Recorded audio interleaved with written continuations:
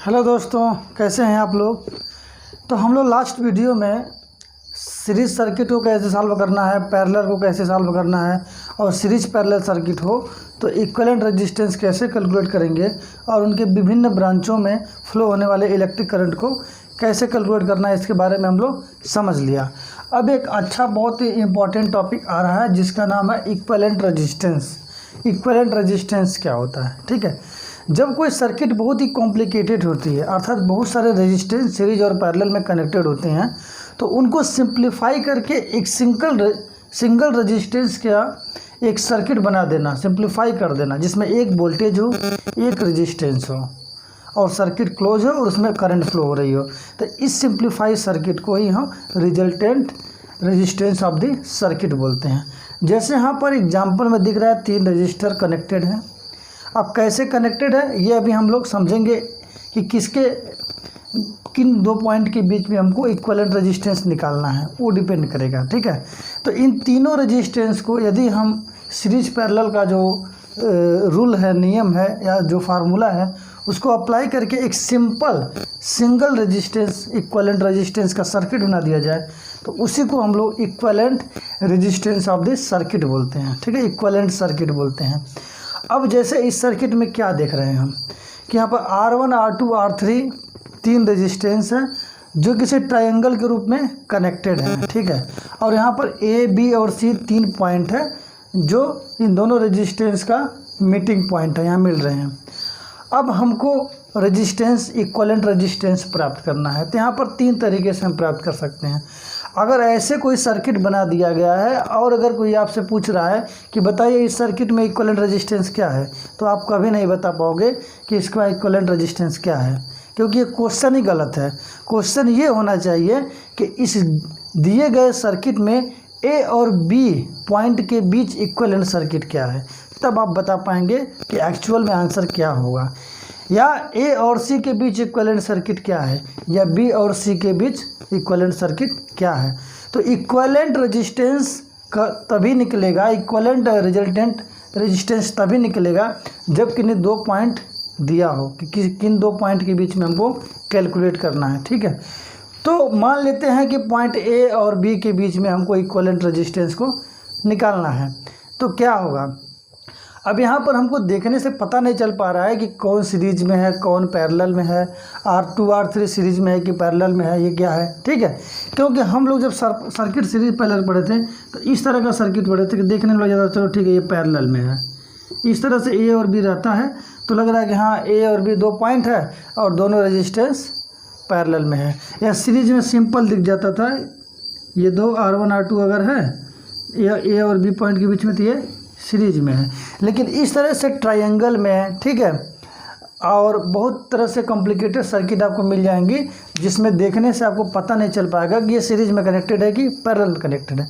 तो इसको समझने के लिए एक बहुत ही आसान तरीका है जिसको क्लास 12 में मुझे एक फिजिक्स के teacher mister Aryan Verma sir ने बताया था।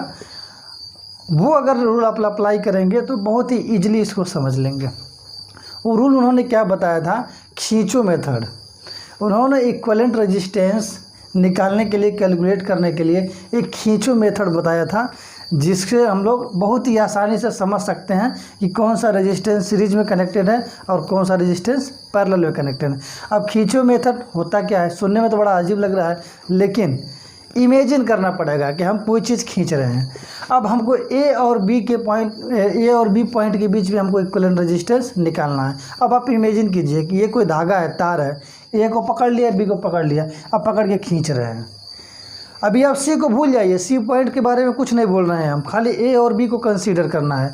हम ए और बी को जैसा खींच रहे हैं तो क्या होगा, ये जो पॉइंट है ये खसक के यहाँ आ जाएगा, ठीक है, और ये इधर तन जाएगा डोरे की तरह। तो जब खींचेंगे तो इमेजिन कीजिए क्या हो जा रहा है, ये R3 और R2 सीरीज में कनेक्ट हो जा रहे हैं। जब खींचेंगे तो R2 और R3 सीरीज में कनेक्ट हो जा रहे हैं और R1 जो होगा R2 और R3 के पैरेलल में कनेक्टेड मिलेगा। ठीक है, इसी को बोलते हैं खींचो मेथड, कि यहाँ ए और बी को पकड़ के खींचा तो तुरंत देखने से लग जाएगा अरे R2 और R3 तो सीरीज में है। सीरीज मतलब क्या होता है, जब किसी रेजिस्टेंस से फ्लो होने वाले करंट इक्वल हो, करंट की वैल्यू सेम हो, तो वह सर्किट सीरीज में कहलाएगा, ठीक है।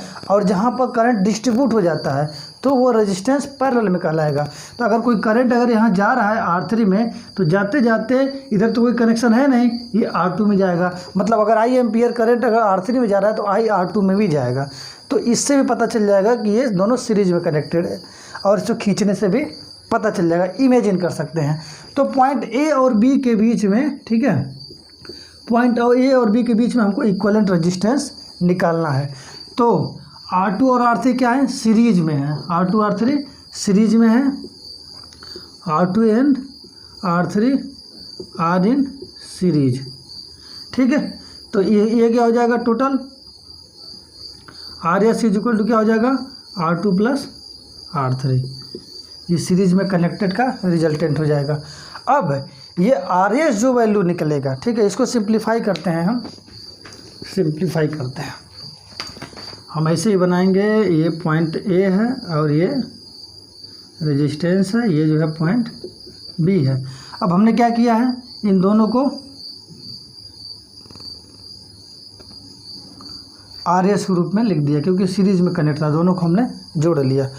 अब अगर फिर इसको खींचा जाएगा तो क्या दिखेगा, खींचेंगे तो मान लीजिए हम ऐसे पकड़ के खींच रहे हैं, तो ये क्या हो जाएगा, पॉइंट B हो जाएगा, और ये हो जाएगा तो आपका पॉइंट A हो जाएगा, ऐसे, ठीक है। ये आपका R1 था, तो क्या होगा, RS ऊपर चला जाएगा और R1 नीचे हो जाएगा। खींच रहे हैं पकड़ के हम, ठीक है, ऐसे इसको खींचे हैं तो A उधर चल गया, B इधर चल गया, RS ऊपर आ गया, R1 है। अब देखने में क्या लग रहा है, पैरेलल में है। मतलब क्या कह सकते हैं कि RS पैरेलल है R1 के। अब इक्विवेलेंट रेजिस्टेंस हमको निकालना है। तो जब पैरेलल में होता है तो क्या होता है, R टोटल ले लेते हैं, R टोटल रेजिस्टेंस। पैरेलल में क्या हो जाएगा, दोनों का multiplication upon sum of both resistance.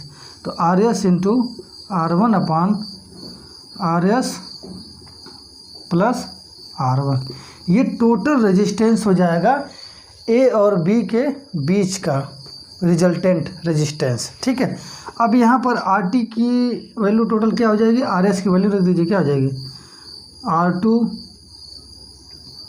Plus R3 into R1 upon R2 plus R3 plus R1। ये आपकी टोटल इक्विवेलेंट रेजिस्टेंस हो जाएगी, ठीक है। अब इसको सिंप्लीफाई कर देते हैं। ये पॉइंट B था, अब इन दोनों को पैरेलल में जब कनेक्ट कर दिया तो क्या हो गया, A हो गया। मतलब ये हो जाएगा आपका RT, ये आपका RT हो गया। मतलब A और B के बीच में हमने रेजिस्टेंस, इक्विवेलेंट रेजिस्टेंस निकाल दिया। इसी सर्किट को हम लोग equivalent resistance of the circuit बोलते हैं। यहाँ पर कितना कॉम्प्लिकेटेड था, A B C 3 पॉइंट था, 3 रेजिस्टेंस था, पता नहीं चल पा रहा है कि सीरीज में है, कनेक्ट पैरेलल में है।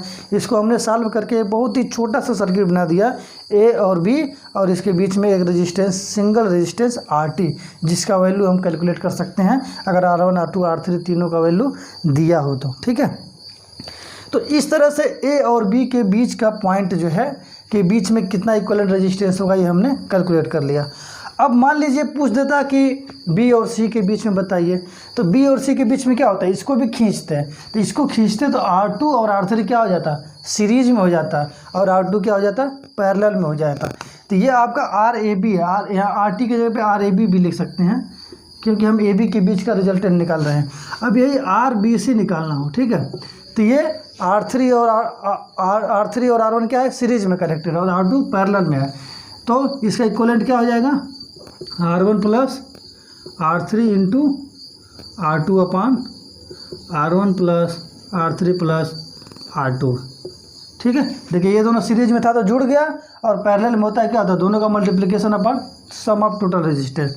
इसी प्रकार अगर CA का निकालना हो, AC, इसको पकड़ के खींचो मेथड, तो ये क्या हो जाएगा, R1 और R2 पैरेलल में, सीरीज में हो जाएगा, और R3 इन दोनों के पैरेलल में हो जाएगा।